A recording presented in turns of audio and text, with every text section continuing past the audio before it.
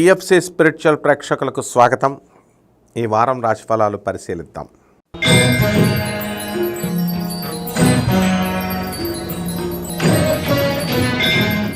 మీనరాశి. ఈ మీనరాశి వారికి ఈ వారం ఏలినాటి శని ప్రభావంలో ఉన్నారు. మరి రాహు మీనంలో, తర్వాత శని వక్రించి కుంభంలో, కేతువు కన్యలో, గురుడు వృషభ రాశిలో ఉండడం జరుగుతుంది. రవి బుధులు ఇద్దరు కూడా ఈ యొక్క వృశ్చిక రాశిలో, శుక్రుడు మరి ధనుస్సు రాశిలో, కుజుడు మనకి ఈ యొక్క కర్కాటక రాశిలో ఉండడం అనేటటువంటివి జరుగుతున్నాయి. కాబట్టి ఈ రాశివారి జల్సాలు అనేటటువంటివి చాలా ఎక్కువగా చేస్తారు. ఈ వారంలో ఆదాయాలు కనుక తీసుకుంటే ఉద్యోగ విషయాల్లో బ్రహ్మాండంగా ఆదాయాలు పెరుగుతాయి. ఆకస్మికంగా మీ ఇంటికి మీకు ఆస్తి వచ్చిందనే విషయంతో, లేకపోతే మీకు డబ్బు బాగున్నారు అనేటటువంటి ఉద్దేశంతో బంధువులు మీపై ఆధారపడి మీ ఇళ్ళకి రావడం జరుగుతుంది.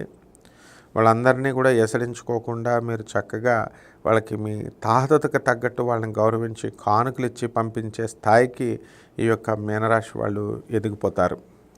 అండ్ ఉద్యోగాలలో ప్రమోషన్స్, విదేశాలకు సంబంధించినటువంటి ఉద్యోగాల్లో మనం వెళ్ళాలి అనేటటువంటి ధోరణితో వీసాలకి వాటికి ట్రై విపరీతంగా చేస్తూ ఉంటారు.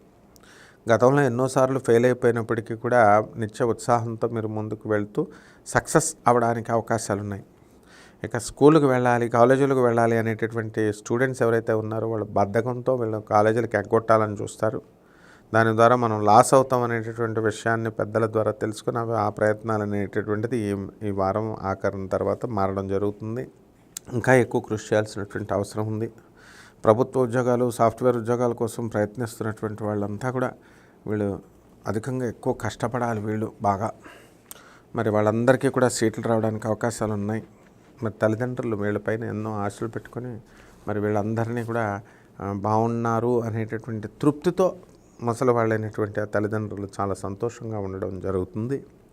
ఇక పరిహారాల దగ్గరకు వచ్చేసరికి ఏలినాటి శని ప్రభావం వలన శని జపం చేయండి, శని స్తోత్రాలు చదవండి, శనికి కిలోంపావు నల్ల నువ్వుల్ని, నల్లని వస్త్రాన్ని పేద బ్రాహ్మణులకి శనివారం నాడు ఉదయం 8 గంటలకి దానం చేయండి. అలాగే నల్ల చీమలకి చక్కగా నూకలు, గంట్లు అలాంటివి వేయండి. ఎర్రని చీమలు కూడా వేసినా కూడా ఇది లేదు. అలాగే ప్రవహించేటటువంటి నదిలో బొగ్గులు వేయండి. ఆ తర్వాత చక్కగా నదీ పూజ చేయండి.